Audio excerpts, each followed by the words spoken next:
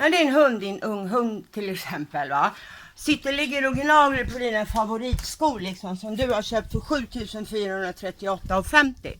Eller när din hund har gnagt sönder några sladdar till din partners leksaker. Ja, precis så va. Bara för du har gjort något mycket viktigare va.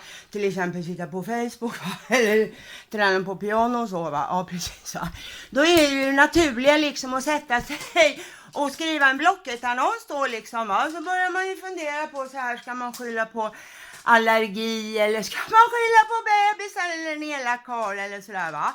Och sen när man sitter där och skriver och inte får vara i fred för hunden då som man tog sönder alla saker och sådär va. Då börjar man ju liksom att träna hunden istället.